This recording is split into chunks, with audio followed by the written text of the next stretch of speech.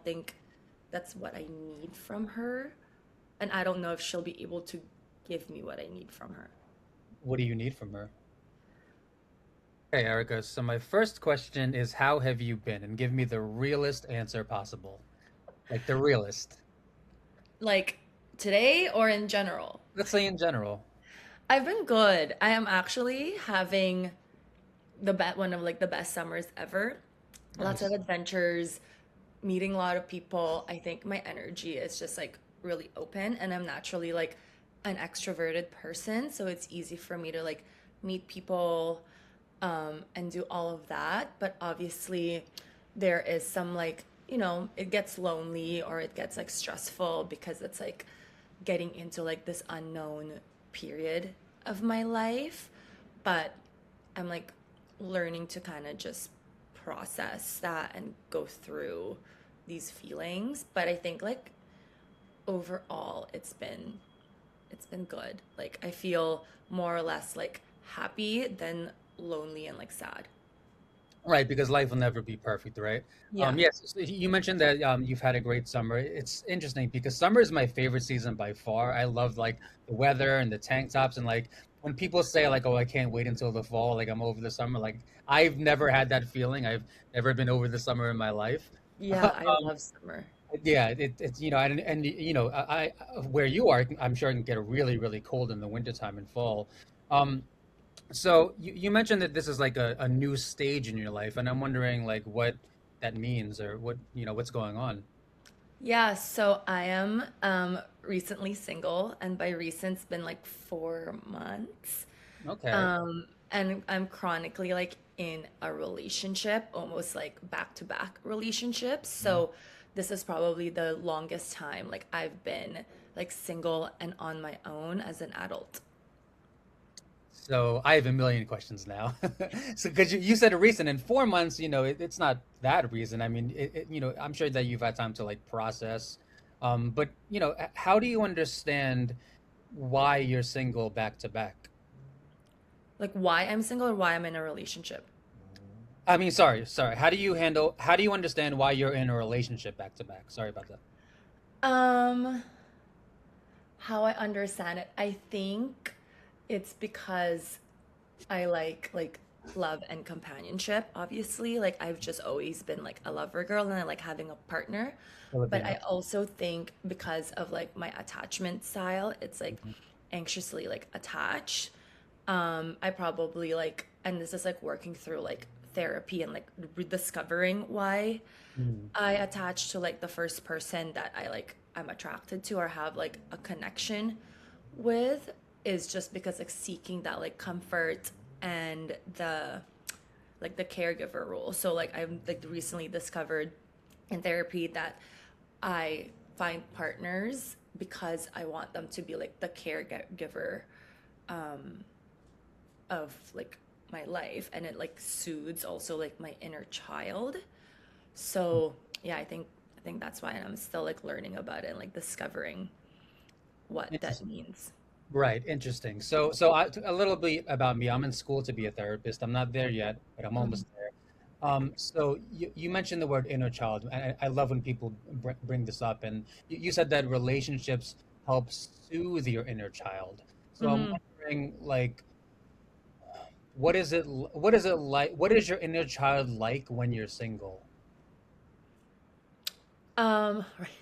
Well, my inner child when I'm single is Mhm.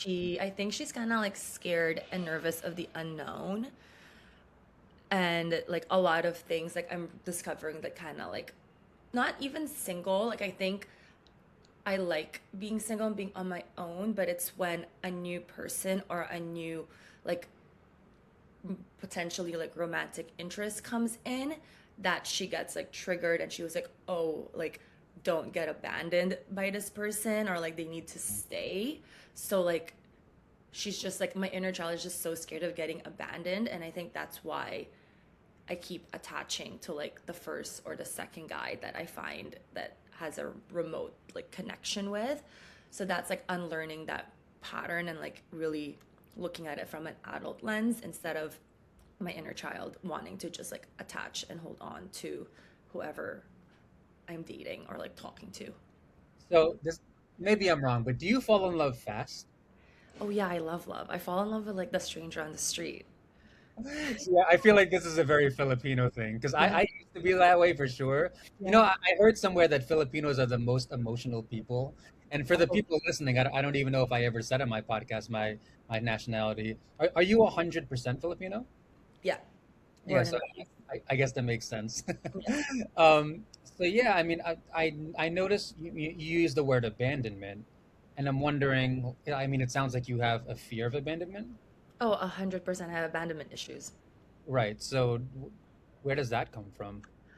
Comes from like a classic Filipino story. So like when in the Philippines, it's very normal for one of the parent or the caregiver to go away and work somewhere else, just to give your family back home a better life. So Like my a mom, cruise ship, for example. sorry, Like a cruise ship, for example. like a cruise ship. So what my mom did, she left when I was 7 to come to Canada to nanny other kids. So like obviously she did it. It's a big sacrifice to leave like myself and like my siblings. And as a child, like you're just like, where's my mom? So I think a lot of like my abandonment issues comes from there and working through like my feelings and like healing my inner child. It's like she's like really angry and really sad because everyone else had their mom, but like I didn't. And I wasn't allowed to really like be sad and grieve it because she's sending all these toys, she's sending all these money, she's providing for our family. So I always had to be grateful and appreciative. But like you're 7 and 8, like you don't really know, like you can't really understand that. So I think a lot of my like abandonment wounds and mother wounds like comes obviously from that. Right. So when you say that you weren't allowed to grieve it, is that your personal philosophy or is that what you were taught? I think both. Like, I don't know, in your like household, like my family never really talked about like emotions. It was always like if you're feeling sad, pray. Like it's like a very Catholic household where I grew up in the Philippines. Mhm. So I wasn't really taught like how to express my feelings or process it. I was also like I acted out a lot when I was a child. Like I was very like defiant. And I think it was a way of me like showing my feelings instead of just like crying and like communicating that I just miss my mom. Right. Well, I think that if a 7-year-old doesn't have her mom, she's gonna be defiant and she's gonna be Yeah. confused and angry. So Yeah. I'm really wondering though, because I really want to figure this out. So in retrospect, right now, I don't know if you want like to say your age on the podcast, but in retrospect now, as a grown adult, do you feel like you were allowed to grieve back then? I probably was. I feel like my dad is awesome and my grandma was awesome. But I think as an oldest child too, like my brothers kind of came first too because I have two younger brothers. Hmm. So I just feel like my emotions were kind of always like not the top priority, at least for me. Like I don't know where or when I learned that at a young age that I shouldn't cry or like feel like anger or sadness, that I should just always like think positive, which is great because I'm like genuinely like a positive, happy person. But suppressing all these other emotions also isn't healthy because it shows up in other ways. Yeah, definitely. So I was smiling before because you said you're the oldest with two younger brothers. I'm actually the opposite. So I'm the youngest, but Um, my sister's the oldest, and it's the same structure. So the oldest is my sister, and I have a brother, and I'm the youngest. So I'm kind of oh, like that's so funny. The I'm opposite. kind of like on the other end. So I Yeah. guess I guess we're gonna get two different perspectives from this podcast. Um, so I'm sorry. You said, can you repeat the last thing? I'm really sorry. I just lost track. I forgot what I said. Yeah, because I had like three different thoughts in my head. Um, you were talking. Okay, so you were talking about your siblings, right? Mhm. Oh yeah, suppressed emotions. You were talking about Mhm. suppressed. So if a child feels that they need to suppress emotions, there's always an adult that's that's inspiring them to do that, right? Mhm. So was that your father? Yeah, I think so. I think it was probably really hard for my dad to not have his wife. Mm, So he kind of just had to power through. I don't think he like specifically told me to not show feelings. Like I'm very close with my dad and mm, I talk to him about a lot of these things and like we've opened up especially like as an adult, but I think I just kind of like modeled like his behavior and even like my grandma too. Like my grandma never really like showed emotion. Like I don't think I've ever seen my parents cry. Like my mom, my dad, mm, and like my mm, grandma mm. cry growing up. And my mom, I think I've probably only seen my mom cry like twice in my whole life. So it was just never like thought that feelings are okay or like sad. Like I'm sure if I come and I start crying to my like now if I cry to my dad, like I cry to my parents all the time now, specifically my dad, like as an adult, Mm. and they like hold me and they're there and they're supportive to the best way they know how.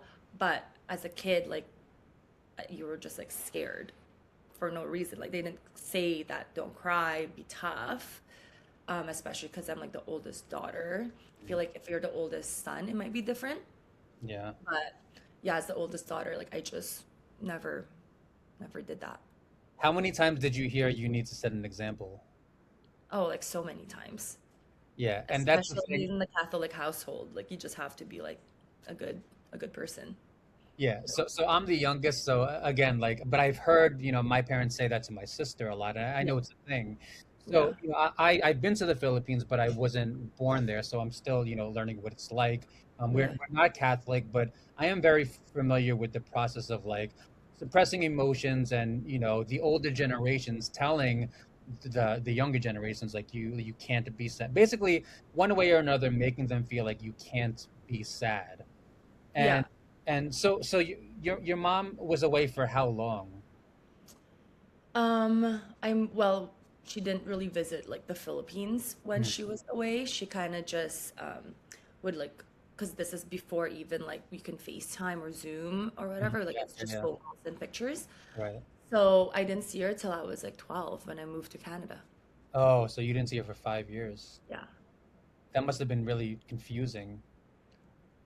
Yes and no. I think I'm still like understanding like what it means, like unpacking it with Mm, all like the therapy work that I've been doing, really figuring this out because I think a lot of it like I blocked from my childhood. But yeah, I just like never had my mom. So like when I met her, like she felt like a stranger. Like I knew her oh through wow. photos. So it's kind of like, oh, learning this woman who like I'm really similar with, but and we both are like I was a preteen also, so it's like the worst age to like get to know your mom. So we Yeah. never really just like bonded. And to this day, like my relationship with my mom is like a work in progress. And I think Filipino moms show their love like so differently than other families. I don't know, at least my mom does. They show it through like feeding you and like all of that. And I don't think that's what I need from her. And I don't know if she'll be able to give me what I need from her. What do you need from her? Just like more like words of affirmation and like all of that. Like she's very much like tough love. Like she Uh, would kind of always like, like Asian parents I think are like this, like at least with their daughters, like just like criticize what they look like criticize this, but like they think it like they mean it from like to help you be better and improve. But and I'm sure they do, but it's like what they learned from their parents. So she's like just doing her best with what she knows. is she criticizing your physical appearance a lot? Oh, for sure. Um, But I think like every single immigrant mom like kind of just does that. Like I think it's just yeah, it's just different. what And type of that's stuff why does she like say? sorry. What type of, I mean, you don't have to share it if you don't want to. Well, it's just like you're too skinny or like your like it's just like little things that kind of like side backhanded comments Yeah. that you're just like when I slouch she was like straight, like it's just like those little things that it's like can I just be. So yeah, I think like mother daughter relationships are like so complex too. Like I feel like either women are really close with their mom or like not close with their mom. Do you have resentment towards her? Oh, for sure. And would you say that resentment is justified? Yes and no, because it's like I always try to put myself like in her shoes Mhm. and like imagine like leaving her entire family, like her babies, and it's like I'm not a mom yet, but like if I leave my dog, like I feel guilty, and that's a dog. Yeah. So I feel like I empathize, and I think in her head she's sacrificed. She has sacrificed so much so I can have this like beautiful life and Yeah. have this crazy opportunities that I have now. So yes and no, because I needed my mom, and like now I have these wounds that like like working towards and healing, but in her head, and she did sacrifice so much. Yeah. So that's what like I'm trying to like justify like how big of a resentment do I actually have. Like I think as an adult, no, but like my inner child for sure. So it's one thing to go away to provide for your family, and it's another thing to criticize your physical appearance and to not show you love, right? Yeah. But she shows me you love in like a different way. Right. Like But I think parents like they learn it from their like what their parents taught them, like they only know what they can, and like especially like my parents' generation, they never had like therapy. Like I think it's like up to like my generation to like break that cycle. So I think she like, we would go like we do have those moments where we bond, and I do feel like love from my mom, but it's not the love that I think I needed. It's the love that she thought I needed. yeah, so what I'm hearing is that she expresses love through pretty much every way besides actually saying I love you, right? Like through food and through actions and through Yeah. financial things. But Yeah. I really wonder, like, how do you think she would respond if you spoke to her and Oh, said, I like, tried. how did she respond to that? She she looked sad and confused, and I just knew that she didn't have the tools to do it, to really like process.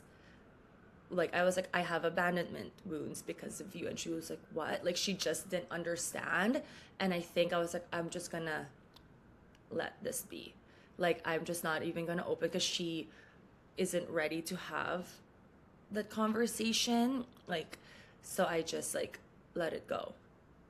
That was really courageous of you to say, I have abandonment issues because of you. Like, I'm really happy you said that. So I have a friend who's a social worker, and she Yeah. mentioned this phrase to me because, I'm dealing with family issues myself. And she mentioned this phrase to me called the soda bottle effect, which is like when you hold in emotions and then like it bubbles up and then one day you burst. Mm.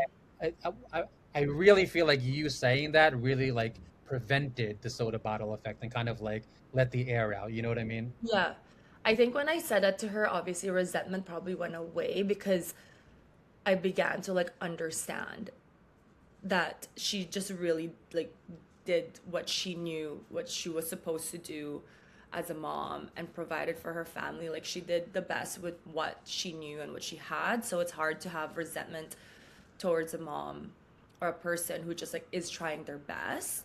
So that's why it's like even my relationship with her is still a work in progress. Like I love my mom, but it's just like I know I'm just never gonna be like as close with her as like how I see like some of my friends are. Like their mom is their best friend, but like I have like my dad for that too. So And how does your dad feel about this whole situation? he gets it, but I think also it's something that we don't really like talk about. Uh-huh. Yeah. Yeah, I mean, I think, well, I'm also wondering like how much you set boundaries as far as the physical criticism goes. Like, do you like say, Mom, like you can't, Oh yeah, yeah. that's She's good. definitely like calmed down, like especially like when I was a teenager, like it was bad. Mm, But then as like I'm an adult, like in my 20s, I was like slowly able. Like I don't like it when you say that. And mm, then her rebuttal is like, well, if I'm not gonna tell you, who else would tell you? Like I'm your mom. I'm just looking out for you. And I'm like, I get that, but there's a more gentler way to say it. And it took like a few reminders, and now she is like a little bit better. Like there are still some of those comments that I think it's just like just gonna say it, and I just tell her I was like I don't like that, and then she realizes it and then just gets like quiet. Never gonna hear it, I'm sorry, but she just gets quiet, and I was like that's enough for me. When was the last time she said, I'm sorry? I don't know. Never. How do you understand that? I don't even give much thought to it. Do you want to think about it? No. We can move on to a lighter topic whenever you're ready. Wait, I have to check in with you. Like, how are you like emotionally right now? Like, are you enjoying this, or are you kind of like, I No, don't it's good. I'm very like it helps me like process stuff, and it's stuff that I've already like sat and like I'm very like open uh, about like talking about this if people like ask me like uh, I think it's like helpful, and I think it's good to share like because I feel like a lot of like immigrants, especially like Filipino immigrants, have like a similar story and like similar relationship dynamics with their parents. So yeah, I'm really open about it, and like I love talking about it because I feel like Filipinos, at least like for the most part, aren't as communicative about this because you're just taught to be grateful and be respectful to your parents and your adults and don't question anything they do. But it's like it's part of like breaking that cycle, and so that like my future kids would be able to like come with me and like talk about their feelings to me. So yeah, I'm very like so you're open. okay with all this? Yeah, yeah. So one thing I notice is that a lot of people talk about gratefulness and resentment as if they're mutually exclusive, meaning that you can be grateful about the good things and resentful about the bad things. Like you can be both. It's not one or the other. It's not black or white. Like even me, like I am grateful towards the good things and I'm a little bit resentful towards the bad things. You know what I mean? Yeah. So, I mean, I would love to talk more about why your mom never says I'm sorry, but if you really don't want to talk about it, we don't have to No, talk. I haven't unpacked that yet, so I don't know what feelings will come out. Yeah, so do you want to switch to like a lighter topic? Sure. Okay, so let's talk about dating because we're both in our similar stages. So two statistics that I looked up right before this conversation. So in 1974, the median age in marriage was 23 for men and 21 for women. In 2025, the median age was 31 for men and 28 for women. So it Oh, pushed 8 years for men and 7 years for women. One more stat. In 1993, 63% of adults ages 30 to 34 were married, compared to 49% in 2025. So let's talk about this because this is, essentially how I found you through yeah. TikTok. And this is like, we both know that there's like a lot of tension between men and women nowadays. So what are your thoughts on all this? Tension in like dating? Yeah, I mean, haven't you noticed like on social media that like men and women just hate each other? I think it's because women are finally finding their voice. Like a lot of women now, are really driven, are finding their career, are like being able to like provide for themselves. Whereas before, the man was like traditionally like the breadwinner and like bringing home this, and like women Mhm. really rely on the man for having like a comfortable life. And I think now women are able to provide that.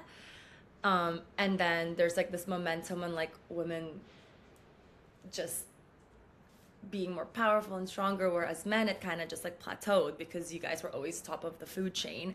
So now Mhm. I think men are trying to like keep up and finding ways. I think women now are asking men to be softer and more Mhm. gentle and like be really in tune with their emotions, but there wasn't that momentum with men. Unlike women, people were like the society was like women needs to be strong, independent, this and that. But men, there wasn't like be softer, be kinder, be gentler, be in tune with your emotions. So I think men now are trying to like struggle and like find that balance. So that's why there's like I think like a disconnect, but that's just like my own opinion.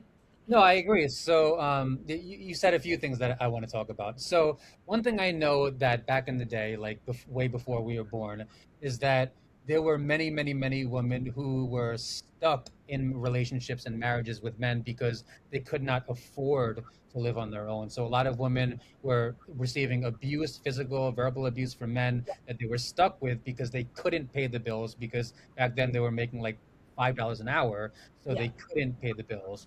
Um, it pisses me off when like some red pillars will say things like, "Oh, 50 years ago, women didn't work." Like that's actually not true. Both my grandma, cute, really cute dog, by the way. What's the dog's name? Rue. Rue. What She kind of just dog is that? she's a standard schnauzer. Nice, very cute. How old is she? She's 6. Nice. She's So, very dramatic. sorry, I lose track sometimes. That's So, okay. yeah, so both of my grandmothers worked. One was a nurse and one was a teacher. So, it's not true that women 50 years ago didn't work, but they didn't make as much. Yeah. So that definitely plays a role in why the marriage rate was is pushing later. And then what was the last point you said? Sorry. What was the last thing you said? Like men Oh, aren't. you said that women want men to be more in touch with their emotions. Yeah. Yeah, so I definitely it's funny because I believe that Filipinos tend to be very in touch with their emotions. I think that it definitely runs in my family. Me and my brother are pretty in touch with our emotions. But I do know that women are generally more in touch with their emotions, and it's so interesting because it's like everyone is on a different page now. You know what I mean? Like some people say like men should be more in touch with their emotions, and some people say like, oh, like what kind of a lot of people look at that as like too feminine. I do agree that men need to be more in touch with their emotions. Yeah, I think that it's a skill that a lot of men are still learning because for such a long time they were taught emotions are bad, like Yeah. expressing emotions are bad. And this is like it's really hard to explain this as a man, but like a lot of men get really, really like scrutinized when we express our sadness, and that actually has a lot to do with why a lot of men like aren't in touch with their emotions, because like sometimes when we express our sadness or anger, we get really scrutinized for that. Yeah. Yeah. Which is unfortunate. I think Yeah. it's really unfortunate. I think men should be in touch with their emotions. I do believe that, a woman should be in her feminine and a man should be more in their masculine. That's just, biology and all of that. Mhm. But I think having a healthy balance between the both um, should exist. Yeah, so I also like I'm also a little bit confused when people use the words masculine and feminine because I don't know what that means. Like for example, like I'll give you an example, right? So some people will say like assertive is masculine and compassion is feminine. And to me, there's always a little part of me is that's like, where does that come from? Because I know so many compassionate men and I know so many assertive women. So like, Yeah. it always confuses me when people even use those terms. Yeah, I think it's like not an expert in this, but it's probably Uh, just like science and sociology and all of that research that stemmed from, but then like maybe even like the Bible. Um, but I think for me, like I don't want to be like taking care of a man. Like I still want to be like, be in like my feminine era when I'm just like taking care. I feel like I'm taking care of my man and like some like kind of like taking care of the home almost, and then he can like be like the provider in a way like where I just like feel safe and I don't have to like be on the guard all the time. I think that's like my interpretation of it, that I could be like softer. I don't have to make like big decisions. Like he needs to like kind of like, I saw this thing. It's like they'll lead and I'll reciprocate and follow. mhm. So you're okay with the man being the leader? In certain aspects, because I'm really bossy, like it's gonna come out like, so, but like I don't want to be the one that's always like making date plans, like doing this. Like I want to just be like, okay, like I like some sort of like initiative and like leadership is definitely like what I want, and like especially like ambition and discipline, because and then because I would reflect that because I'm already naturally like ambitious and disciplined Mhm. in like certain aspects of my life. So I Uh, feel like if my partner are those things, then I would like follow. I don't know. Yeah, I'm hearing you and I'm getting you for the most part. I just have like one or two questions. Sure. So because you describe yourself as bossy, right? Oh yeah. So now I'm wondering like how is that going to work? Like if you're bossy and he's the leader, how is that going to work? I think women are bossy in relationships because they don't trust that their man is able to make the right decisions Mm, for the relationship and for them. mm, So if I have a man that is, is emotionally, physically, and like spiritually secure, mm, then I will trust and just like let go. So I think a lot of women controls, like, when they say like the woman wears like the pants in the relationship or the white, like I mm. think it's because they just don't trust that the man is able to like lead them to water. Like they have to like do it. But if you have a man who is emotionally, mentally, physically, and all of that secure and strong, then you'll be able to just like let go and trust them So and be more let's in your feminine and be more of like the nurturer and the caretaker and those traditional gender roles. This is just my opinion. Some women probably want like an obedient man mm, and do all of that stuff, which is fine. Or some women want it 50-50. right. But I feel like I've been in relationships where I'm the one that's like, I'm the caregiver, I'm the provider, like I was all those things, but like now I want to be more like, okay, you lead, I'll follow your lead because I trust you. Okay, so let's assume that you're with a man who Mm, is a really good leader, emotionally intelligent, makes good money, financially stable, yeah. the whole package. How often will your bossiness come out in that scenario? Well, it depends on the situation. Okay. Like, yeah, it's so situational, like my bossiness. I don't think it's bossiness. I think I'm very opinionated. Okay. You, Like, maybe bossy is not the right word because I like, it's more so like I'm opinionated. Like, I know what I want, I know what I like, and if I don't like something, like, I'll say it. you're vocal. Yes. Okay. Yeah, so I'm just because men who are good leaders, right? They they often, I mean, I guess it depends on the man, right? But some of them want a woman who's more submissive. Hmm. So I'm wondering, like, how submissive would you be to that man? It depends on how much I trust him. Let's assume that you trust him a lot.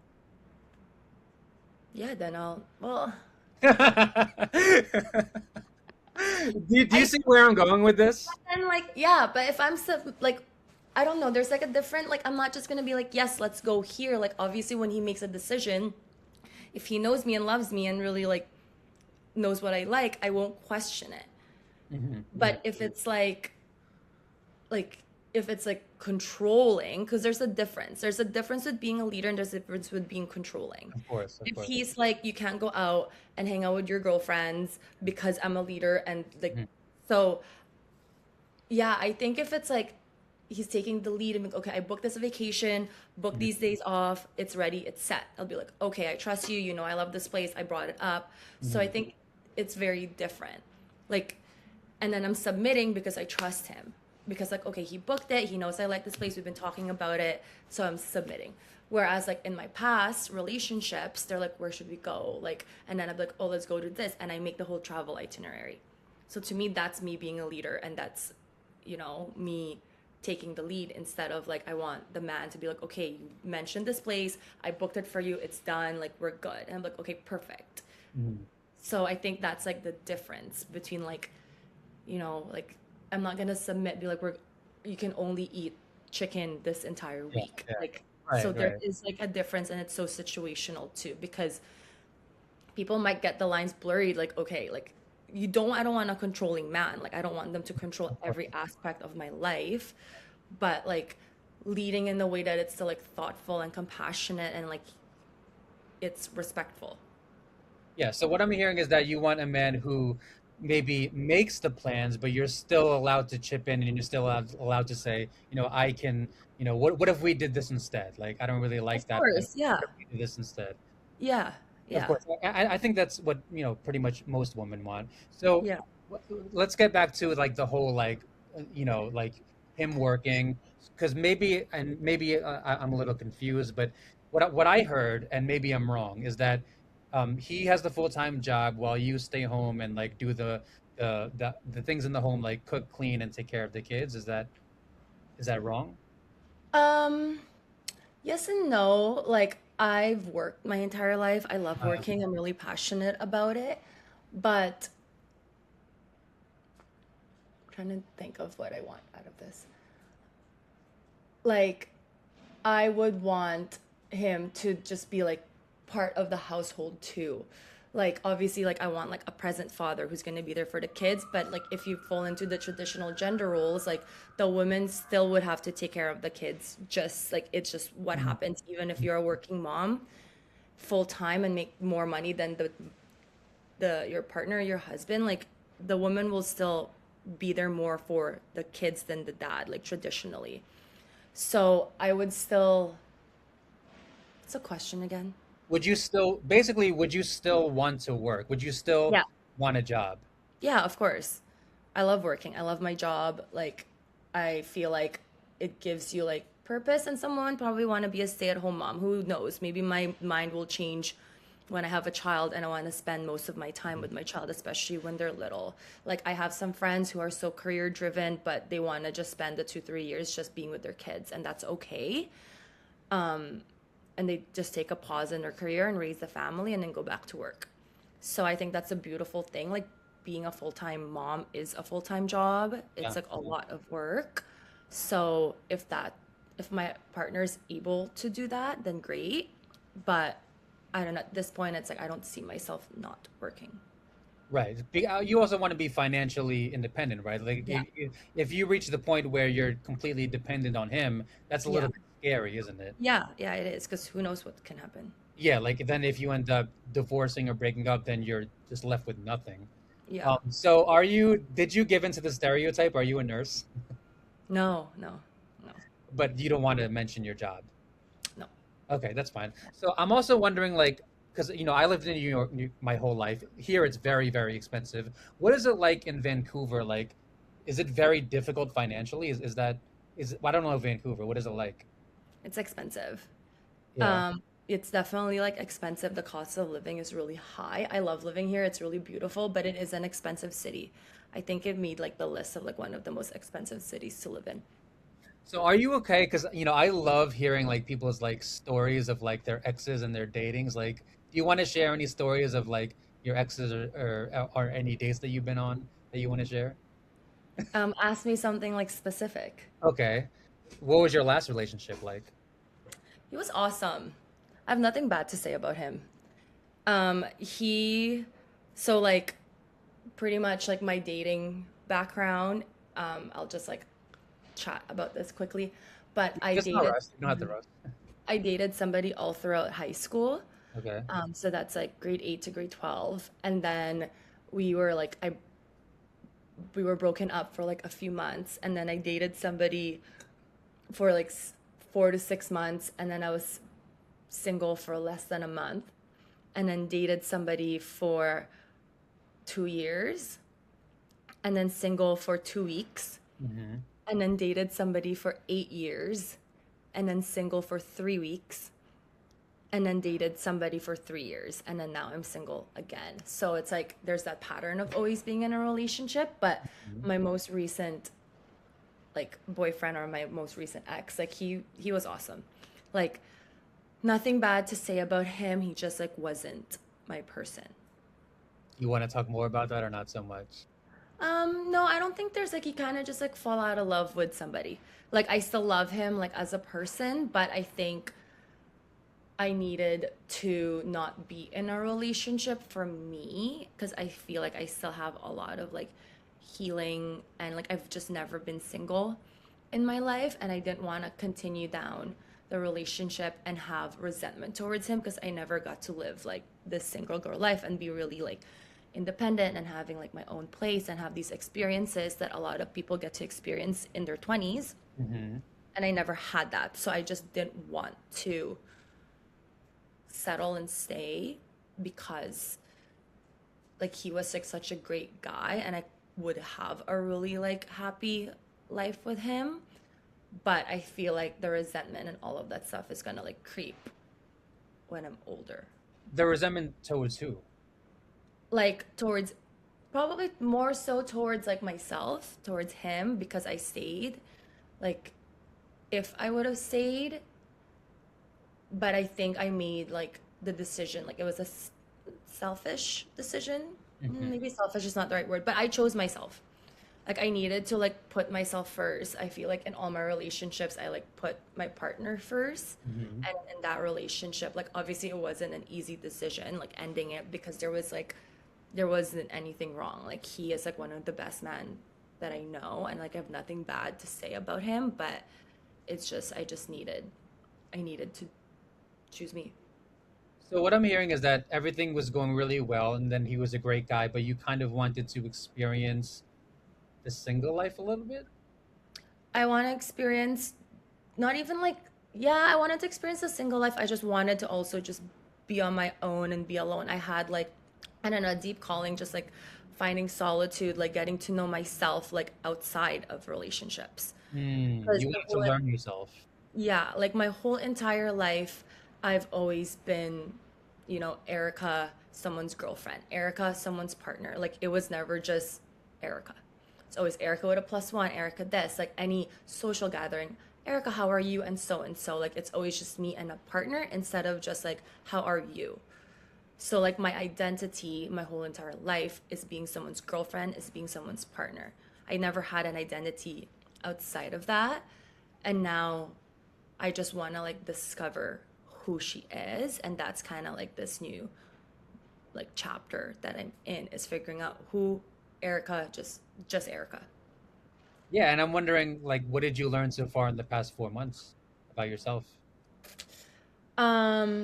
That I'm more resilient that I think that I am. Like I already knew I was pretty resilient, Mhm. but yeah, I'm more resilient that I'm really like extroverted and I love people. But also like doing the inner child work that there is still a lot of like healing that I need to do with like myself. Mhm. But yeah, I'm learning that like I like actually like being alone. Like I like having my own space. I like being alone. I'm like developing like stronger relationships with like my friends and like meeting people and like getting to know people is fun. And it's like when you talk to like, I'm not like dating to have a serious relationship right now. Like I'm dating to kind of just for fun and just to also get to know myself. And before I was so restricted on the kind of man that I date. Now I'm like more open-minded about it because they ask you like really interesting questions that your typical type wouldn't necessarily like ask, which is super fun. And also like dating or like getting to know different kinds of people, you kind of just like add another thing that you want for your like future husband or like your forever person or like stuff that you don't like that I didn't know I didn't like until, you get to know people. So, can you talk more about those things that that you didn't know you liked? That I didn't know I liked. Um, well, one of the things is like I like the man that takes charge. Like I thought I like being the bossy one, like the one in charge in Mhm. a relationship, but I'm learning that's like no, I actually like it when like a man like leads and like takes charge because like I don't have to like think like in my career like I'm always like making these big decisions and like I like being in a partnership where they make the decisions for the most part. I like a planner, like when they plan. I like it when they ask like deep like conversations and like Mhm. I don't know. It's like they're asking all these questions that I would normally like not ask. And I think I like older men now. Mhm. I don't know. Like 40 plus, you're saying? Well, like before I've only dated like men around my age or younger, Uh, oh, really? like 4 years younger. But now it's like I'm getting to know like some older-ish man, like Mhm. under like 10 years, probably, yeah, 10 years or like around that age gap. And it's very interesting. because they teach you so much more. But Older like men, also go ahead, go ahead. they just have more like life experience than me, which is really interesting. Yeah, I mean, older men tend to, be more, I would say, more experienced. They tend to be more insightful. Yeah.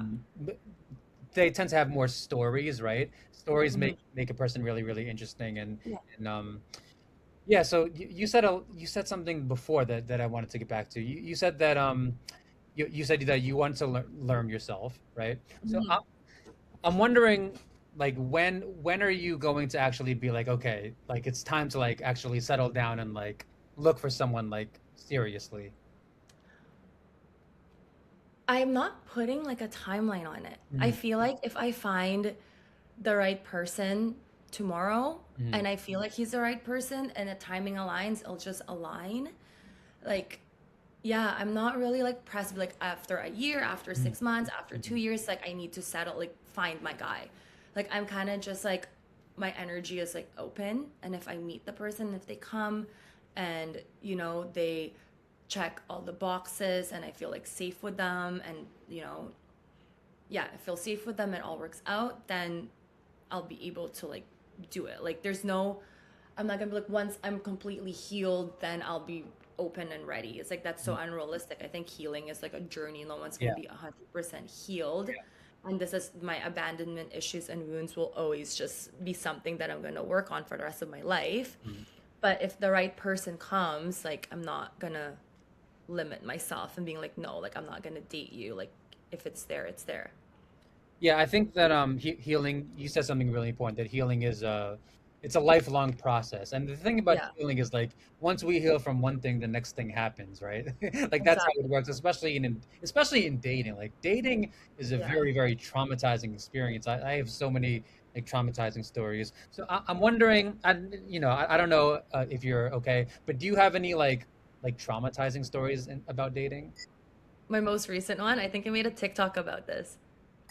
Did I see it? I don't think I saw it.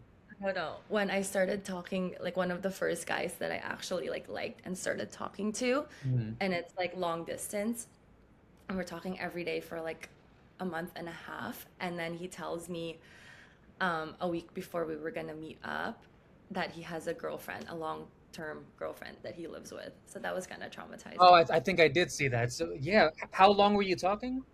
Like a month and a half. Okay, that's still, yeah, but that's long enough to gain feelings. How strong were your feelings for him? Oh, we had feel like I had genuine feelings for him, but it was also managing. It's like, is it my attachment style feelings, or did I Uh, actually like? I genuinely liked him like a lot, and then he expressed that he like also really liked me a lot. So there were genuine feelings, and I think with this particular person, it was more like intentionally dating and like really getting to know them because it wasn't in person. There was like no like physical touch. Like it was just really like asking these questions and getting to know each other. And for me, it felt really intentional. So, and I was like, okay, I'm moving slow because they're not here. mhm. So it felt slower than like my usual pace and like my um, history of dating. Um, but so that was kind of like shocking when I was just like, oh, okay. And then I had to end it, obviously, because I'm not about to be someone's side chick. So he didn't tell you about the girl in the beginning. He told you about it later on. Yeah. What inspired him to tell you about it? I think probably guilt. I think he's like a nice man. He means well, but I think I know you're like nice man. I'm I think sorry. he's just not happy. He's not happy in his relationship. It's a very long-term relationship. I just don't think he's like he expressed that he wasn't happy. He didn't think that we would bond this much. He thought it would just be a DM back and forth and then it Mhm. transformed into this thing and he apologized. He was being selfish and yeah. So then So why didn't he leave her for you? I don't know he's not they're not gonna do that. Men don't leave their super long-term Well, if relation. I mean, if I was being if I wasn't happy, I would definitely, if I wasn't happy. I mean, I know. It's he doesn't. easier said than done. It's easier said than done. Yeah. How far was he? Like a 3-hour flight. Oh, okay, that's pretty far. But Yeah. I mean that itself would stop me. But like if I was in an unhappy relationship, that definitely wouldn't stop me. So I'm wondering, like, how is your trust for men nowadays after all these stories? How is your trust for I men? don't trust men. I don't blame you. I don't trust men. Like I think and before I just trust people like blindly, Hmm. which I think is a beautiful quality to have. But I think now as an adult, you kind of just you have to earn it. Like you have to earn my trust and like show it in like little ways before. Um yeah, What makes it a beautiful quality to have? to trust people. To trust people quickly. Just maybe it's not. I don't know. I just like maybe it's not a naive quality to have, but because you see like the good in people and like you just want to see like everyone means well, and so you just trust them. Could be naive, but Yeah, I mean, I personally trust people slowly, and I'm still in the process of like figuring out whether that's a good or bad thing. Because there's a part of me that wants to trust people more, and there's another part of me that's like, you've been through enough to you like you have reason to trust slowly. You know what I mean? yeah, yeah, yeah, for sure. But I think I still like maybe it's not necessarily trust. Like I believe that people are trying to do their best and they mean well. So I do still believe that everyone is just literally doing their best to be a good person. So I trust people in that way. We're dating, I just assume everyone has a girlfriend or a wife. How many times has that happened to you?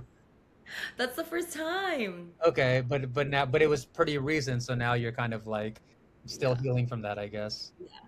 yeah, Yeah, and I'm wondering like what I notice there's a little bit like a part of you wants to and a part of you doesn't want to, right? Like there's a part of you that wants to be single, there's a part of you that wants to be in a relationship, there's a part of you that wants to be the boss, there's a part of you that doesn't want to be the boss. yeah. Like am I hitting the nail or am I off? Yeah. Well, because it's like what I said earlier. Like this is like a new me. Like I don't know who I am as just Erica. My whole identity, my almost like half of my life has been Erica with a partner. So this is like, so different and I'm trying to like get to know this new version of me. So that's why I'm like going back and forth with like what I want, what I don't like, and like writing down things that I 100% sure like want and like. So yeah, like I know I definitely love being in a relationship. Like I do love being a girlfriend. I do love having like a partner. Like that's something that's sure. But I also love being by myself. So I feel like trying to like find that balance and like I feel like the right person will help me find that balance and like Uh-huh. I'll just know. Like I truly believe in the saying when people say like when you know you know. Yeah. So, yeah.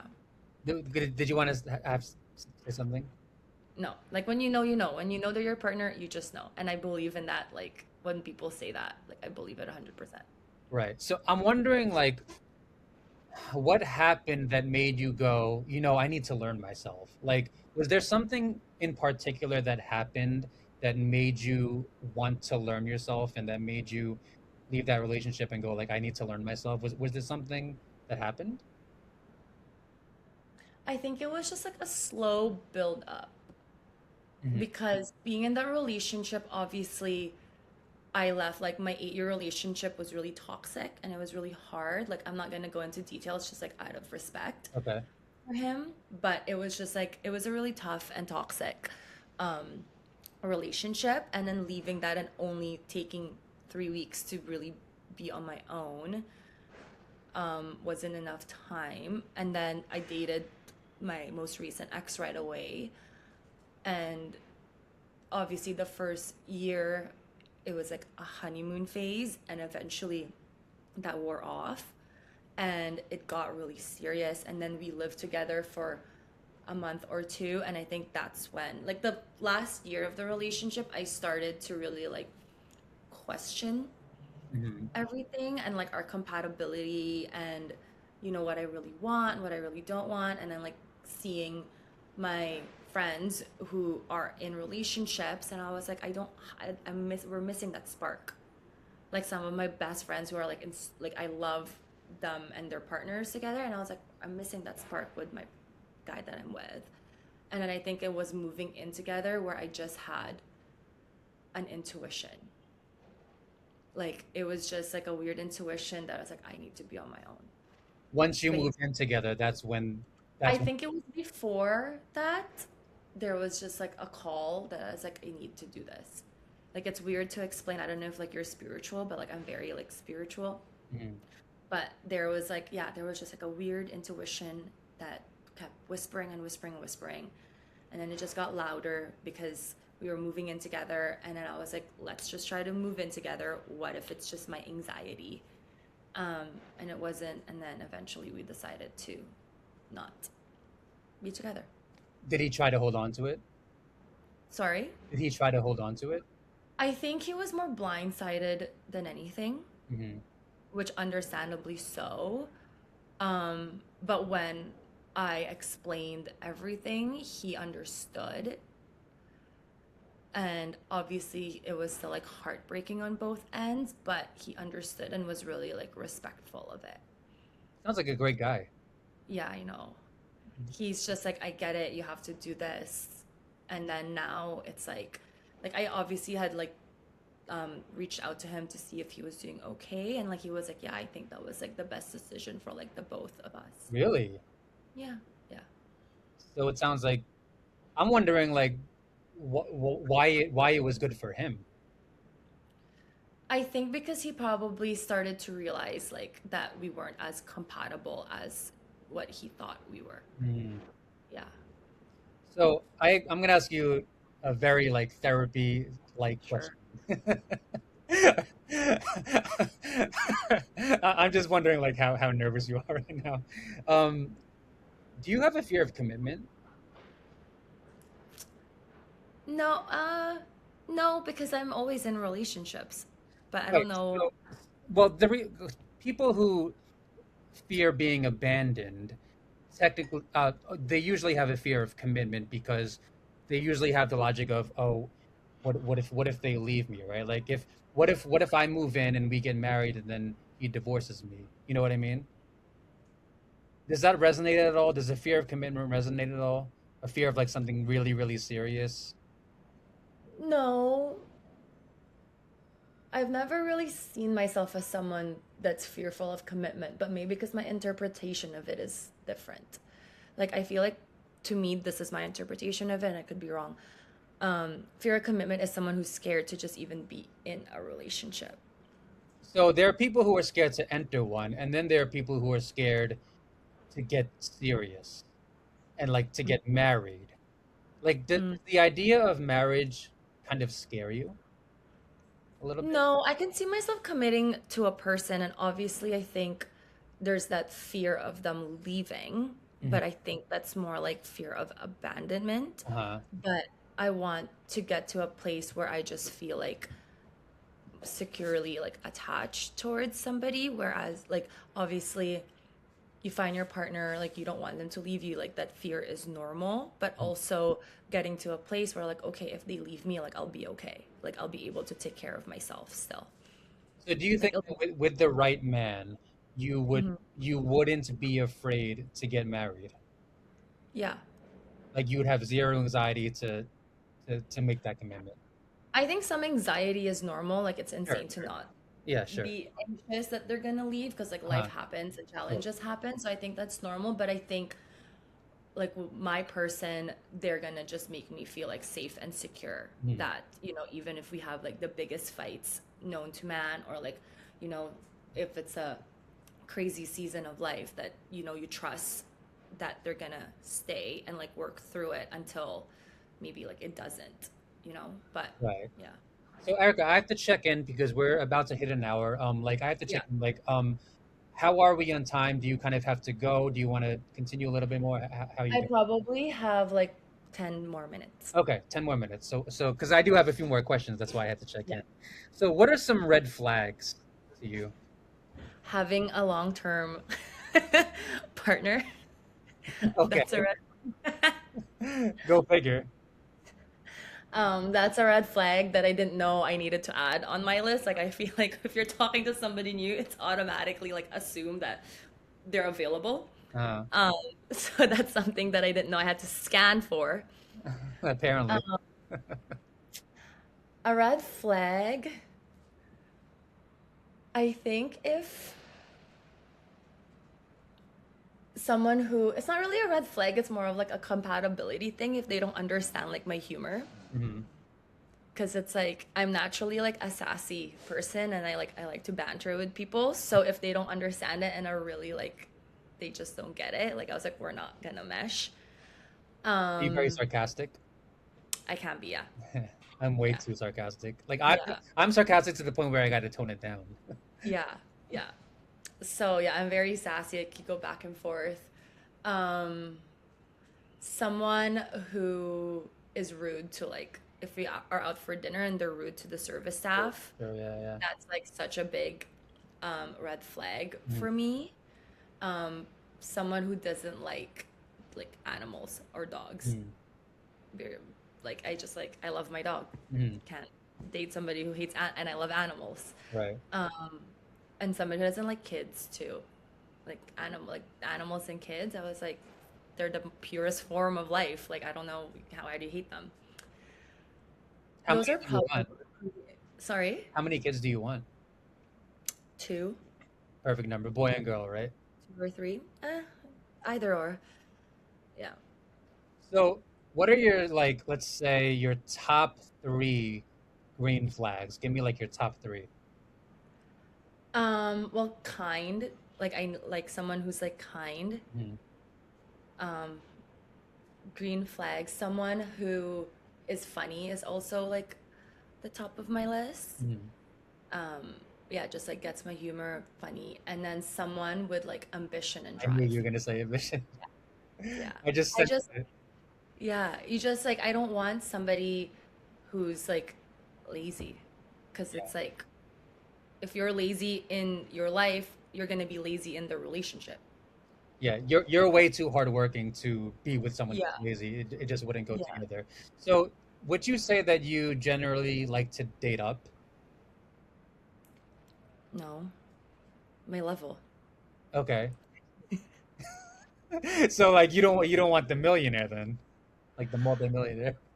Well, like if they come across, then that's great, Uh, of course. uh, uh, But I think like I wouldn't want to date somebody who like is a trust fund baby. Like even if they're like millions and can take care of me, like I would want to date somebody like self-made, someone who understands that hard work and consistency equals to my success. Because I feel like trust fund baby, they're just used to getting mm, everything and like that. Like I would want like when I mean ambition, like they work hard for what they are and or are still working hard to build mm. something. Because that's just like, like my family is hardworking, I'm hardworking, so yeah, someone who's like self-made, they don't have to be a millionaire, they don't have to have all this money, but if they have the drive and the ambition, like that's a really attractive quality to have, because then you're gonna work hard in the relationship, in the life we're building together. And yeah, not saying that trust fund babies don't work hard Right. at Well, all, most of them but it's don't. just it's different. Like I want someone who understands like the struggle to come from like nothing. Like my family from the Philippines, we were poor. Like we didn't have anything. Yeah. So someone who can understand that and like empathize with that, I think is something that I find really like attractive and what I want. You don't want daddy's money. I don't want daddy's money. No. I Yeah, want their own money. I want my own money. it's amazing. But sometimes my parents will tell me stories about how poor they were in the Philippines. When I went in 2023, there were dogs everywhere. There were kids eating out of the garbage. Like it's Yeah. such a poor country, and it's so nice to like to see our parents and to see ourselves to see what we have because of our parents, you know what I mean? Yeah. Because I wouldn't be where I am. I mean, if my grand I remember one story. My grandma basically forced my grandfather, because my grandfather didn't want to move from the Philippines, but she Mm. basically forced them to, so they came over here, and thank God that she did, because who knows where I'd be. um so last topic I wanted to talk about is actually how I found you, which is the princess treatment topic. Oh, really? That's so That, that funny. that's how I found you on TikTok. So, I know, every girl wants princess treatment, right? Like everybody wants that. And I think it's really, really easy to say, like, if I were to ask you, you know, if a man treated like you like a princess, would you return the favor? Oh, And 100%. right. And I think that it's really, really easy to say. I think it's really difficult to do. You know what I mean? To Like to return someone who sacrifices a lot of money, time, and energy, to return that favor is really easy to say, but it's really difficult to do. Do you see what I mean? like me as a partner to do it back. Or and not you specifically, but anyone in general. Like if someone, let's just say your partner is sacrificing a lot of money, time, and energy, I think Hmm. that, like most people would say, I would return the favor, I would give it back, and I think it's really like everyone says that, but I think that a very small percentage of people like actually do it. You know what I mean? Hmm. Well, I only have like my last relation, like all my last relationships Uh-huh. to compare it to. Like I Uh-huh. think if you ask any of those men, like I literally treated them like a king. Like I would go above and beyond, surprise dates, presents, be really intentional what I'm doing, like be their biggest cheerleader, Mhm. um, be there for them, like really, like just like naturally like caring and like Mhm. caretaking. Filipino. Yeah, exactly. So I think like with my last relationship, I did get the princess treatment from him and he did show me like what it is to like Mhm. have a good man, to like even just like open the doors for you, like like he would get me flowers like here and there and like cook for me and like do all of this stuff. Like I did get that princess treatment from him, Mhm. and if you like ask him, like I did return it. So I always like meet, like not always, but it's like I do go above and beyond for like my partners, like their birthdays, like celebrations. Like I'm the kind of partner that I would write little cards and like make you feel really like loved and seen and like celebrated. So yeah, I do return that favor, and like I've had like my longest term relationship that Mhm. it wasn't as reciprocal. Like I was pouring more into him than he was to me. And it was just like my last relationship where he was pouring back. And then I think in my next relationship, like I want it more consistent. More consistent than both of them? Yeah, I think my last one, he did show me princess treatment, but it wasn't like as consistent. Like it wasn't like I had to kind of keep like constant reminders, and like I told him like I don't need these big grand gestures every day. Like it's like the little things in the day that like really matters to me. Like I don't need designer purses and like big giant gifts and like extravagant dates. It's like, oh, you walk past my favorite bakery, there's a cookie that I know you like, I brought it home for you as a surprise. Like those little things. Or like, oh, you're having a bad day, let me send coffee for you to enjoy. Like a little, like little surprises like that is what I mean by like princess treatments, just to feel like really seen and heard. And like, oh, you're planning a surprise date night because you had a bad week, or like this is a surprise dinner because you like just cuz.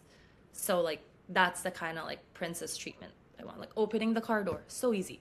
Yeah, so that makes things a lot more clear Yeah, because like, like it's what I'm hearing is that it's the thought that matters, right? Like you yeah, don't need like the designer, you don't need the Gucci and the no, Prada. You just care about like the little like the notes and the cookies and the coffees. yeah, That exactly. makes things a lot more clear because when a woman says things like I want princess treatment, I often think of like designer. Like that's what I often think of.